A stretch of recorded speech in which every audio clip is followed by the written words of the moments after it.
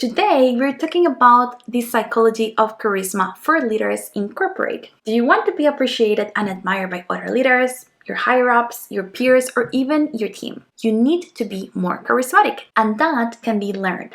So, in this video, I'm going to walk you through my 9 favorite strategies to be more charismatic and influencing at professional environments. After watching these, I guarantee you will think differently about the way you interact with others. By the way, I am Ruth, and I have returned more than $100 million in savings and cash gains to top companies in America. And now I teach other leaders how to do the same. Alright, let's dive in. The first strategy is mastering the warmth competence matrix. Psychologists have found that 2 traits people judge first in others are warmth and competence. Warmth tells me, can I trust this person? And competence tells me, can I respect this person? To be an admired leader, you need to be high in both. So let me walk you through it. We have 4 quadrants with 2 axes, warmth and competence. The higher in both, the better. The lower in both, the worst. Let's understand the 4 main probabilities. If we were low in competence and low in warmth, people think we are worthless.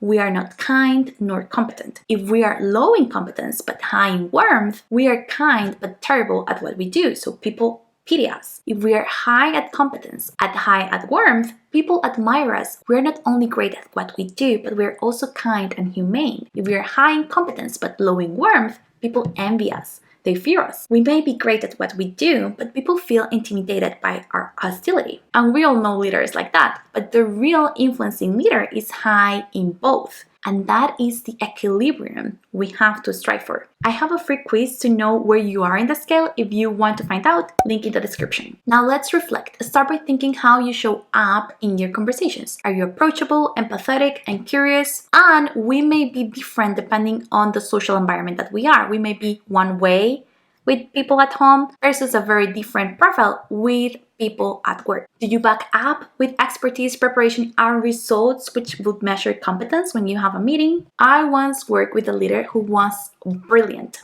but distant. No one wanted to follow them because they didn't feel connected with this leader. On the flip side, I knew a leader who was incredibly kind but often unprepared, which frustrated the team. The magic happens when you balance both. When I began focusing on how I could be more approachable and prepared, my relationships and influence skyrocketed. Alright, the second strategy is win people over with genuine curiosity. One of the simplest ways to make people like us is to show genuine interest in them, asking questions and listening actively, and remembering the details, of course. I love the book How to Win Friends and Influence People. It's really a blueprint on how to be a charismatic leader. In the book, I remember the author reflects about how dogs make us feel. Every time they see us, they are so happy, full of joy with our presence. That level of warmth fills our hearts, and that's something we can mimic. Don't be afraid to show your love or appreciation and happiness of meeting the people that you care about. And something I hate is when people for default ask in a meeting, how are you? They don't care generally how I am. The question is too broad and too boring, and you can spice it up. Instead of relying on boring small talk, I love connecting by showing interest in their professional insights or even passions or unique expertise. For example, you can ask questions like,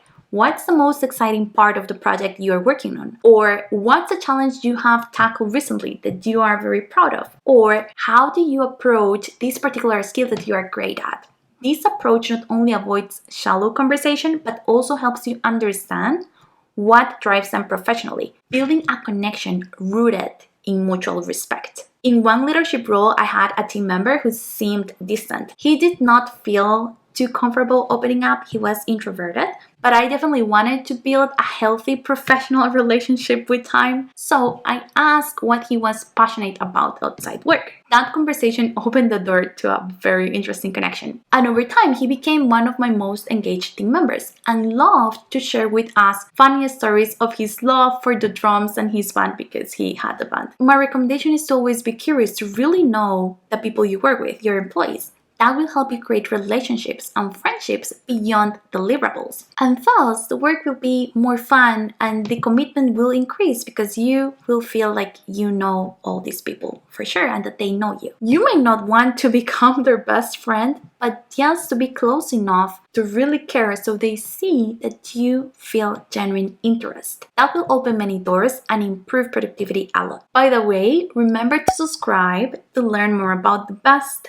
leadership strategies. Alright, the third strategy is using the power of strategic vulnerability. People admire leaders who are human. Showing vulnerability doesn't make you weak, it makes you relatable. Sharing our challenges or mistakes and what we learn from them shows that we are confident enough to own our flaws. And that self-reflection and sharing of mistakes and growth is inspiring when it comes from a leader, showing that we are not perfect, that we fight every day to be a better leader. In my different corporate roles, I have worked with many leaders, and most of them are very nice people, but they are not great leaders. Creating that vulnerability and relatability is easy when you have a small team or only a team. But if you are a manager of managers and you must have like this hands-up meeting where you meet all these different teams beneath you, you can open up and share a small story that shows your struggles, your wins, and your failures. We can always be vulnerable and be human and also be a role model. Someone that shows that despite all our flaws, we keep trying, we self-reflect, and we want to be better for them and for ourselves. By the way, I offer personalized coaching if you want to work with me so I can transform you in a more charismatic, confident, badass leader. Link in the video description. Alright, strategy 4. Make your team feel seen and valued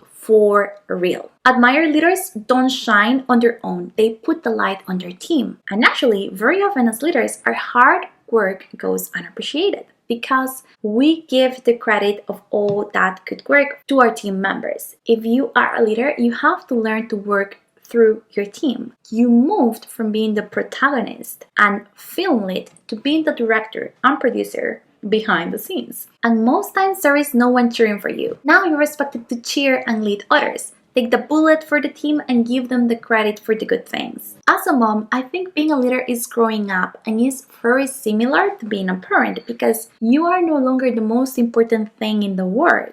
Your children are. And as a leader or manager, the most important thing at work is your team. The moment when there is something you have to take care more than yourself is the moment where you truly grow up. Caring for others make us responsible, make us think of the bigger picture. So, to make your people feel seen, call out their recent achievements and explain why it mattered. Go beyond a simple good job.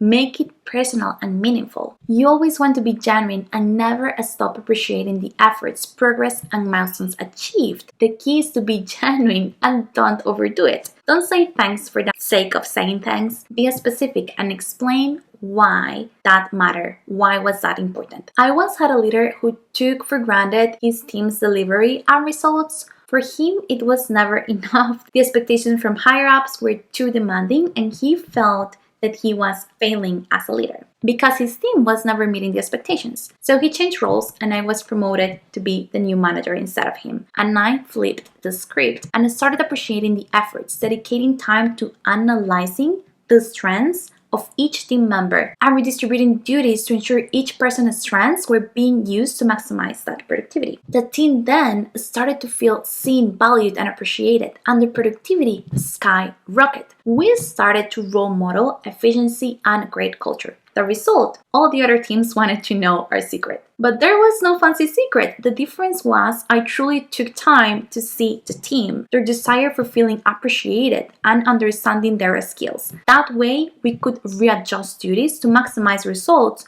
while making them feel valued. Alright, strategy number 5. Influencing upward with acumen and solutions. To gain admiration from higher-ups, you need to understand their goals and priorities and align your actions to support them. That will make you very charismatic and influencing as a leader. So, before pitching an idea to your boss, ask yourself, how does this solve a problem they care about? Frame your pitch in terms of their objectives and show that you understand their perspective. One of my clients had an idea and he needed a budget increase to execute it. You can imagine how hard it can be to convince a higher-up about increasing a budget. So he did a lot of research and we had to frame his idea so they agreed with him. He didn't just present numbers. He tied the request to his department's goals and the company's broader mission, and calculated the return on investment, and brought some ideas to reduce the budget from other activities that were no longer a priority. And showing areas where the budget was being spent without need, he got the buy-in he needed. Acumen plus targeted solutions equals influence. It shows you understand the big picture and that you can connect the dots and bring the right solutions to the table. Alright, the strategy number 6 is to prepare for your communications. Charisma and influencing requires preparation.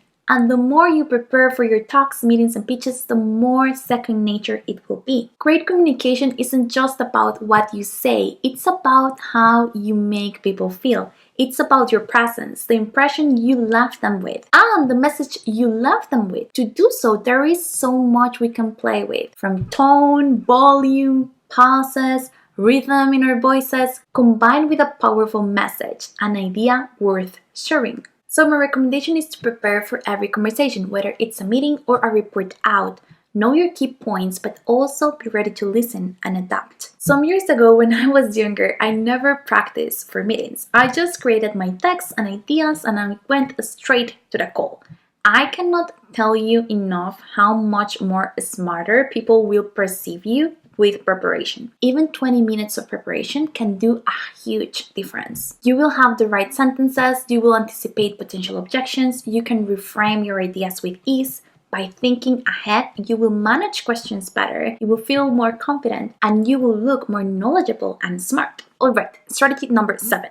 Command the room with presence. Ever notice how some people light up a room the second they walk in? That's presence, and it's a key pillar of charisma. Presence is about being fully engaged and in the moment. Neuroscience shows that when you focus entirely on a conversation, you release oxytocin, the connection hormone, which deepens rapport. So how can we create that confidence? Have always a good posture, exude confidence by preparing and knowing your message, context, and the audience. Put distractions away to be fully in the moment and notice everything so you can pivot as needed or involve the people around you when you see the cues. Maintain eye contact and give undivided attention. People remember how you made them feel, and you paying attention to them amplifies that effect. All of these tips, I am telling you, I practice them every day, and I often receive messages from admiration and appreciation from other leaders about the way I communicate. I take my job seriously and aim to give the situation my undivided attention. That makes others feel heard. Thus, they will love working with you. It doesn't matter if they are above you or under you. Everyone loves to work with someone with presence that respects them. Alright, the 8th strategy is using a strategic storytelling. Facts tell, but stories sell. Charismatic leaders use stories to inspire and connect emotionally. And I use this tactic more with my direct team actually. Do you remember the warmth versus competence scale? Not all the strategies will work with everyone the same. For example, if you work in a department where your higher-ups are full of meetings and very busy, a nice short story that relates to the point can be refreshing and memorable. But if you work in an environment like finance, where facts and numbers are highly appreciated, you may need to read your audience first prior connecting the point with a story. So the storytelling hack will not always work in every industry or field that you work at, but it's for sure a technique to learn because it will help you in very specific meetings. According to Harvard Business School, storytelling activates multiple areas of the brain, making your message 22 times more memorable than just delivering facts. So, if you work in a field where you can leverage on this is an amazing tool. I use it with my direct team, and when I have to work with leaders outside finance, I'm from finance, so it's amazing the memorability you can create and the engagement. And for me, the best way to connect a story with your pitch is to tell the story. Aim for around 1 to 3 minutes so you don't bore your audience, and then end up with the reason. I told you this story because, and you grab the point and make the connection with the work-related topic. Alright, this is the final strategy. Building influence with reciprocity. Charisma isn't about taking the spotlight. It's about giving. When you make others feel valued, they are more likely to admire and support you. And this is rooted in the reciprocity principle. When you give freely, people naturally feel compelled to give back, whether it's support, respect, or loyalty. And I have a video where I explain the 7 persuasion principles. Link is in the video description. So to enhance your charisma, find opportunities to give, whether it's recognition, mentorship, or simply your time. Acknowledge contributions publicly and offer help proactively. Alright, those were the 9 strategies. To become a charismatic and admired leader in your company, master the balance of competence and warmth. Be curious, embrace vulnerability, value your team, align your pitches and goals with your higher-ups goals, and always prepare for your meetings and interactions. These aren't just leadership hacks, they are the foundation of building trust, respect, and a lasting influence. If you found this video helpful, let me know in the comments what other strategy serves you. See you around. Bye!